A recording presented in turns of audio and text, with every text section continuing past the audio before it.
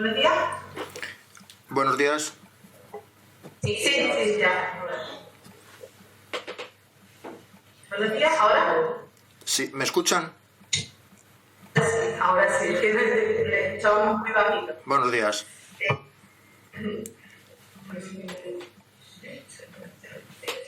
José Antonio Astacio Toledo, representante de la asociación No Sin Mi Ferrovía.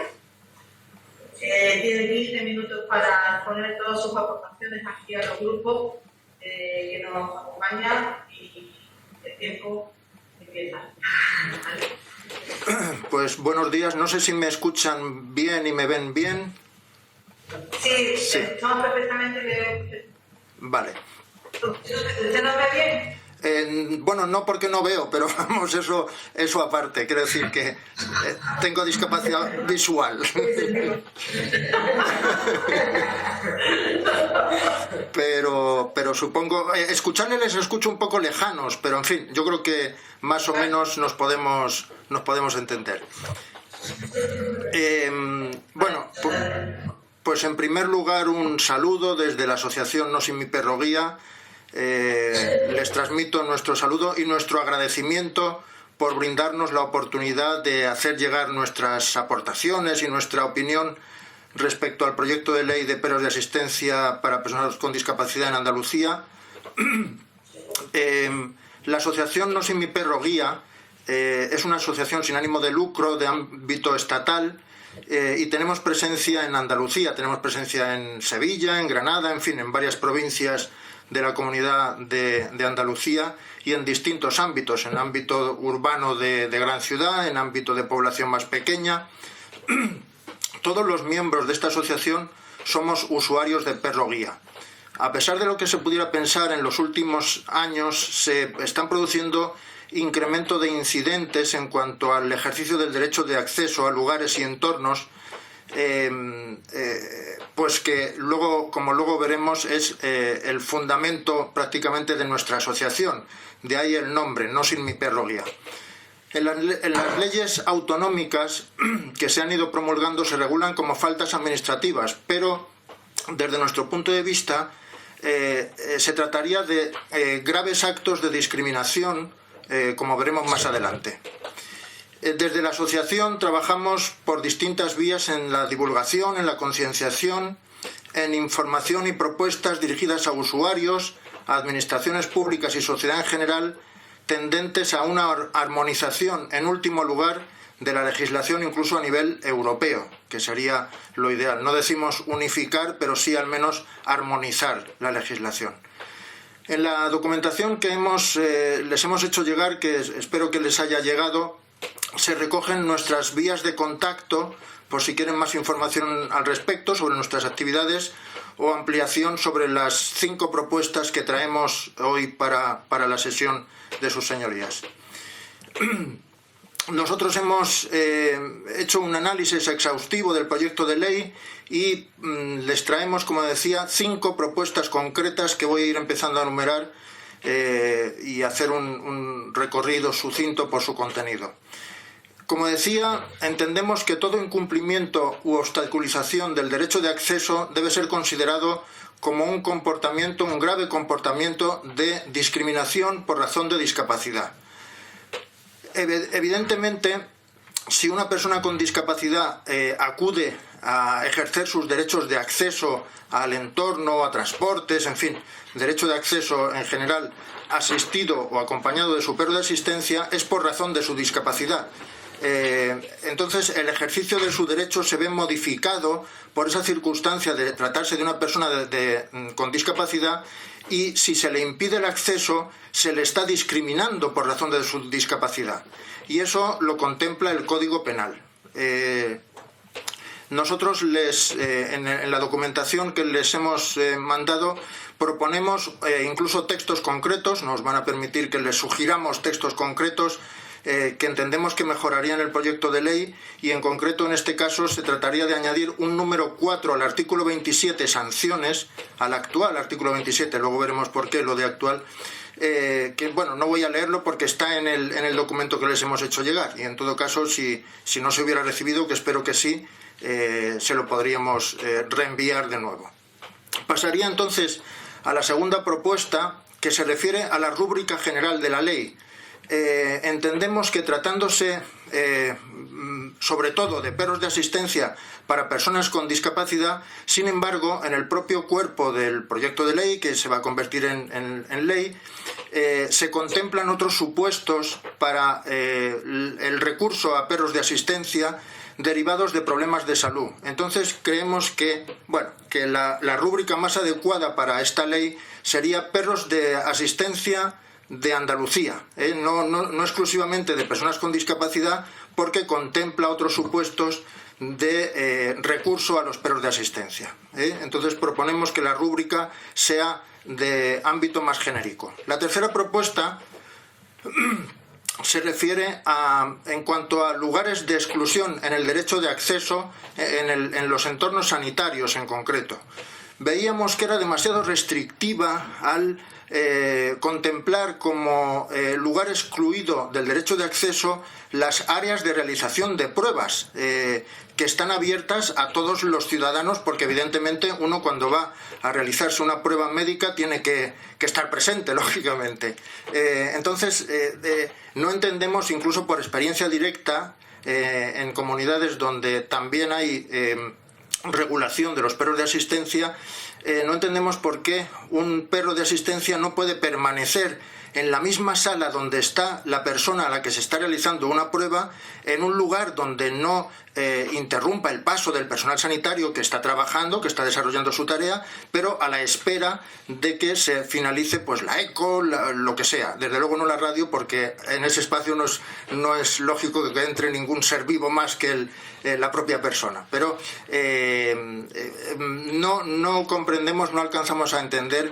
De hecho, se podría producir un problema, porque la persona podría haber accedido al centro sanitario asistido de su perro de asistencia, y sin embargo, si no puede acceder a la sala, pues digamos que no hay un sitio habilitado donde pueda permanecer el perro a la espera, y además es responsabilidad del usuario, como su propio proyecto de ley recoge de forma muy adecuada, es responsabilidad del usuario el tener bajo su control en todo momento al perro, y si está en la misma sala, cualquier orden con la voz se le puede dar si el perro muestra cualquier, que no lo va a hacer, cualquier muestra de nerviosismo, de desconcierto, en fin, con un quieto el perro vuelve a quedarse en su sitio con plena tranquilidad.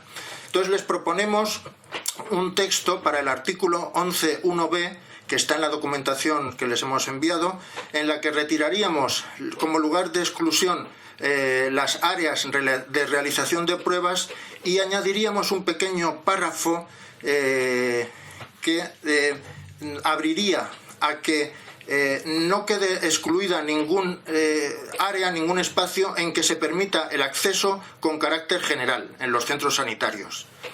Esta es la propuesta tercera. Pasaría a la propuesta cuarta, que es más amplia y que voy a hacer una sucinta exposición para no entretenerme mucho en el tiempo asignado.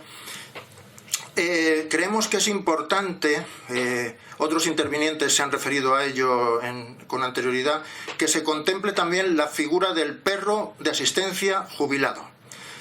La unidad de vinculación que se establece, incluso emocionalmente, entre la persona y el perro de asistencia, da pie a que podamos o debamos garantizar en las normas que regulan los perros de asistencia la figura del perro jubilado, pues bueno, por cuestiones tales como que si un perro de asistencia, una persona está en condiciones de permanecer con él cuando deja de estar en activo, cuando se le incapacita para ejercer como perro de asistencia, pero la persona quiere mantenerlo, en este caso en su propiedad, no como usuario sino como propietario, al perro debe hacérsele posible, por ejemplo, que pueda acceder al transporte para acudir a clínicas veterinarias. En muchos casos las personas con discapacidad precisamente carecen, por razón de su discapacidad, de vehículo particular para poder acudir a la clínica veterinaria, y un perro de asistencia jubilado requiere del seguimiento habitual de un veterinario y requiere quizá incluso de seguimiento más continuado porque va envejeciendo, lógicamente. Entonces, proponemos que algunas comunidades lo han hecho ya, que en su regulación contemplan y desarrollan la figura del perro de asistencia jubilado.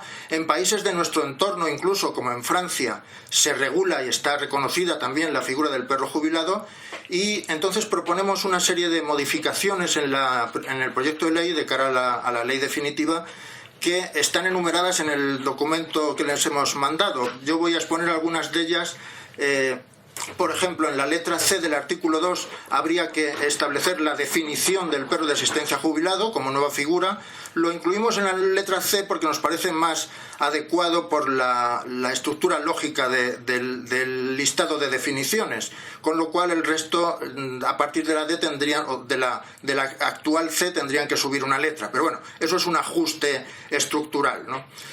En el artículo 3.1 habría que ampliar el ámbito de aplicación para contemplar también los perros de asistencia jubilados. En el 18.1 introducir un distintivo diferente para los perros de asistencia jubilados, para que públicamente quede claro que no son perros de asistencia en ejercicio, sino que se trata de perros de asistencia jubilados. Proponemos sobre todo la articulación, la inserción de un nuevo capítulo 2 con toda la regulación específica, pues equiparación de derechos con los perros de asistencia en ejercicio, y para ello remitimos al 12.1, que es el que regula los derechos de acceso en general, responsabilidad y obligaciones también para los propietarios, para la persona propietaria, como es el concepto que manejan sus señorías, en cuanto al perro de asistencia en su estado de jubilado. Responsabilidad pues en cuanto a daños y perjuicios y molestias a animales, a bienes, a vías públicas, a espacios públicos, debiendo tener suscrita también una póliza de seguro de responsabilidad civil que cubra eventuales daños a terceros. Es decir, si el perro de asistencia jubilado puede acceder a entornos públicos, pues debe estar cubierta la persona propietaria su responsabilidad civil por un seguro, una póliza de seguro. Cumplimiento de normativa de protección de animales, exponer el distintivo y el carné de unidad de vinculación. Se le dotaría a la persona propietaria también de un carné de unidad de vinculación, al igual que el perro de asistencia en activo. El jubilado con el propietario debería tener un carné como unidad de vinculación, y el distintivo que decía antes, que tendría que ser diferente al perro en activo. Cumplimiento de condiciones higiénico-sanitarias, evidentemente pues las vacunaciones, los tratamientos, el aspecto saludable y limpio del perro, en fin, eso es común, pero en nuestra propuesta lo contemplamos de forma exhaustiva, para que conste también en cuanto a lo que se refiere al perro de asistencia jubilado. En cuanto al reconocimiento, pues que sería también por parte de la consejería competente, a petición, a instancia de la persona propietaria, los requisitos, que la persona propietaria sea una persona con capacidad jurídica de obrar y que haya sido la usuaria con anterioridad del perro de asistencia en activo, que el perro de asistencia jubilado siempre esté con su antiguo usuario, que es con quien ha alcanzado la unidad de vinculación. En fin, vamos a ver. Salto para no entretenerme mucho más en este apartado. Una cosa importante que proponemos también es que incluso se establezcan dos nuevas faltas graves, que sería una de ellas la utilización del perro de asistencia jubilado como perro de asistencia en activo, es decir, para lo que ha sido declarado como incapaz porque ha perdido sus condiciones de ejercicio como perro de asistencia. A nadie se le debe ocurrir, ni debe hacerlo, utilizarlo como perro de asistencia en activo, porque ya está como perro de asistencia jubilado, y además bueno, pues al animal se le sometería a un estrés para el que ya no está preparado. Y Y además, la segunda falta grave que proponemos es que el perro de asistencia jubilado lleve el equipamiento del perro de asistencia en activo, el arnés, en fin, lo que suele distinguir a un perro de asistencia en activo. Es decir, no podemos confundir en ámbito público como si se tratara de un perro de asistencia en ejercicio, de un perro de asistencia en activo, colocándole el equipamiento. Eso consideramos que debe ser tratado como falta grave, con sus correspondientes sanciones de acuerdo con el régimen disciplinario. Y la quinta propuesta, he hecho un recorrido sucinto por lo que se refiere al perro de asistencia jubilado para no entretenerme mucho. La quinta propuesta es una simple que se referiría al ajuste. Si prospera esta propuesta cuarta, pues debería lógicamente reajustarse el articulado de la ley, incluso hacer una mención en la exposición de motivos también a la regulación, ya que se hace una descripción del contenido de la ley, pues hacer también una alusión a la regulación que se hace de los perros de asistencia jubilados. Bueno, pues por mi parte nada más. No sé si he consumido los 15 minutos, si me queda tiempo. Simplemente, ya digo, hemos tratado de analizar de forma lo más exhaustiva posible. Ya vi que habían sus señorías incluso aprobado el tratamiento por vía de urgencia de este proyecto de ley, que nos parece adecuado para que cuanto antes entre en vigor, y dentro del tiempo del que hemos podido disponer, pues hemos tratado de hacer un análisis exhaustivo del proyecto de ley. Como ven, hemos hecho 5 propuestas muy concretas, les hemos aportado textos para, si los consideran, que se conviertan en enmiendas y que se puedan incorporar al cuerpo definitivo de la ley. Y pues nada más que de nuevo agradecer la posibilidad que hemos tenido de comparecer, de transmitir nuestro punto de vista, nuestras propuestas, y insistirles en que consideren, que reflexionen al menos sobre la necesidad de considerar que los impedimentos y obstaculizaciones en el derecho de acceso son comportamientos de discriminación. Incluso estuve leyendo el diario de sesiones del Pleno en el que trataron el pase a la comisión del proyecto de ley, viendo que no había ninguna enmienda a la totalidad, y vi que algunos de los intervinientes en aquella sesión así se manifestaban también, manejaban el concepto de discriminación cuando se producían esta serie de problemáticas, de inconvenientes en el derecho de acceso, en el uso del derecho de acceso. Nosotros, en la documentación que les enviamos, hemos incluido también un sondeo que hicimos en el año 2017.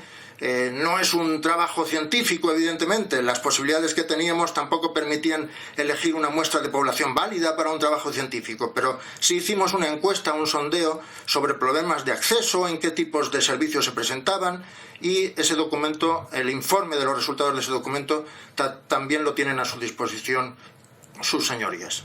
Pues nada más, muchas gracias y buenos días. Si quieren alguna pregunta, si estamos a tiempo, pues estoy dispuesto a responder.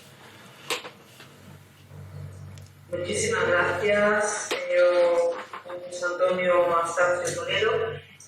Ha sido un placer escucharlo. Gracias por las aportaciones y también por la documentación que nos ha hecho llegar a través de los servicios jurídicos.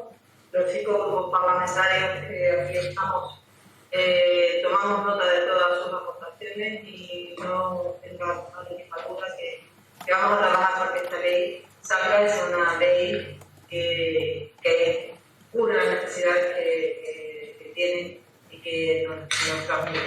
Muchas gracias. Gracias a ustedes.